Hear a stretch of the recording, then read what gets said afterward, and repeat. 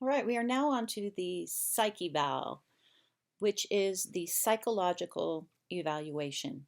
So what is the Psych Eval? And that's how I'll refer to it from now on, is the Psych Eval. Looking back in history, in the 50s, only about 16% of law enforcement agencies utilized psych evals. In 1967, the President's Commission on Law Enforcement and Administration of Justice made a recommendation that it should be used, and in 1973, the National Advisory Commission on Criminal Justice Standards and Goals made the same recommendation. Therefore, it started being more thoroughly utilized. The psychological evaluation has a number of court cases that have ruled it verifiable and usable throughout various different law enforcement, federal, and other CCJ job evaluations. You have a couple cases that I've listed here: 1980, 1982, and finally by 2010, 98% of the law enforcement agencies utilize some type of psych eval. So therefore, is it legal? Well, first of all, yes and no.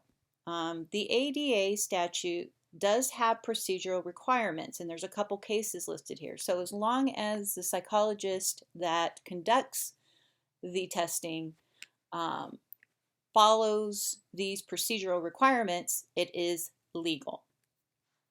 All right, the ADA statute and the requirements state that a medical exam or other related psych eval testing can only be done when non-medical info has been obtained, when a post-conditional offer of employment has been given, and when all candidates are required to take the same exam. So post-conditional job offer. What that is after the candidate has passed the various portions of the hiring process up to this point, which is generally the written tests, the oral board interview, possibly an assessment center, physical agility, fitness, background check. The hiring agency will then contract outside to a licensed psychologist that's licensed to conduct psych evals to conduct the psych eval on the candidate. It is very expensive, so that's why it's not done until the very end and until that hiring agency says, you know what, this candidate has passed almost every part of our hiring process up to this point. We are really interested in them. We want to go further. Depending on how they do on this, we will be offering them a job. So they don't have to promise to offer you a job. They just have to say, hey, we're interested in this candidate enough that we want to pay the money to have a psych eval conducted. Okay, why are they necessary? Well, again, it's just another tool in the toolbox. The written exam's a tool, the oral board's a tool, the lie detector test is a tool. It is really good at predicting general trends, general behavior, and it's been utilized for over 90 years. And so even though it's not perfect, it is very good at predicting behavior, and it's another good tool to look at the candidate.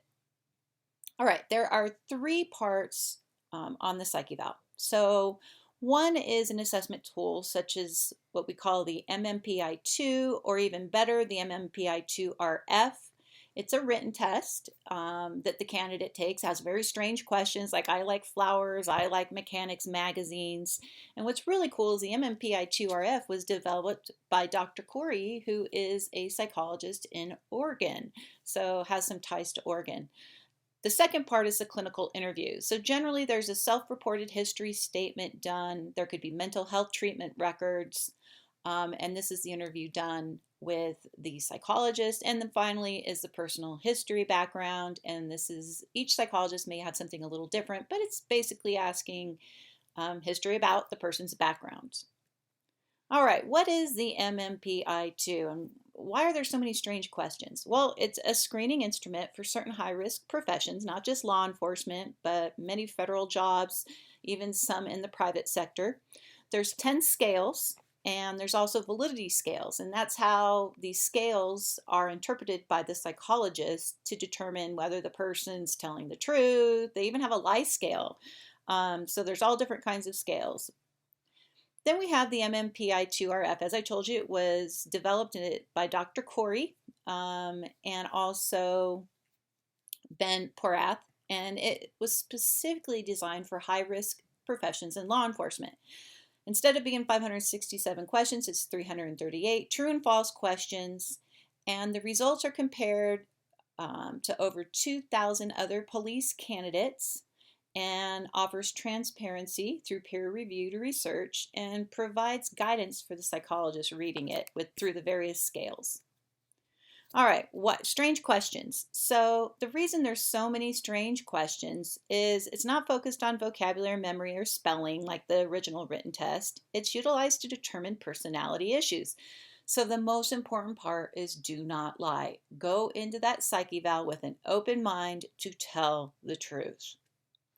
All right, that clinical interview, the next part. So after the written portion is done, the candidate will meet with the psychologist for an interview and review the reported history statement and any mental health treatment records.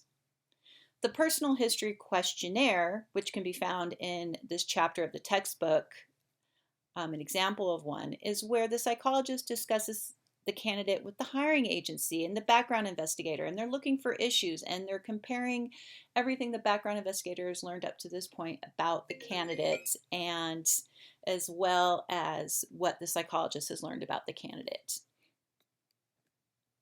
All right, so what happens after the candidate finishes the psych eval? Well, the psychologist is going to review the results of the test, the MMPI-2-RF or the MMPI-2, whichever the psychologist utilized, and it's a 6-step process.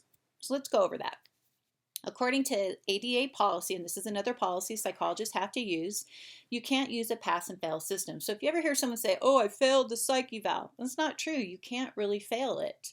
And there's candidates that may go through and not get hired because of the results of the psych eval with one agency and have another psychologist with a different agency do their psych eval and they get hired. So the best advice is just know that things are going to work out. That psychologist should have worked with the agency to find the best personality types that fit in with that agency, because every agency is different, and that's what they're looking for. All right, so there's 2 rating systems that are utilized generally when the psych eval is rated by the psychologist, when the psych eval of the candidate's rated, and you either have a 3-step rating system or a 5-step rating system. So the 3-step rating system has a category 1, 2, or 3.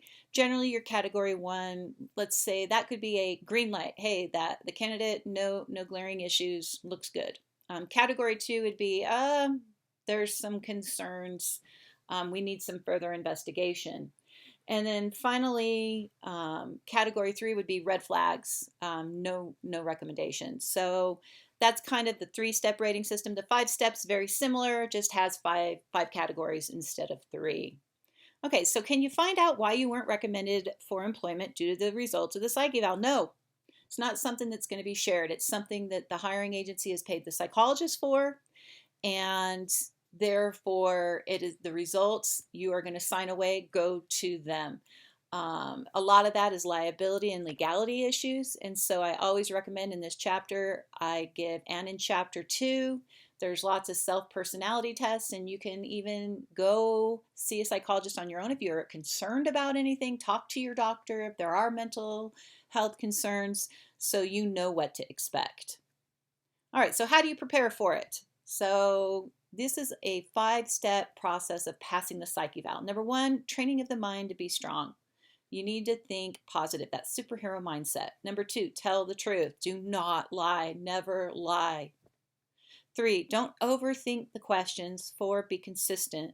And 5, prepare to answer test questions while being timed. Again, everything is timed.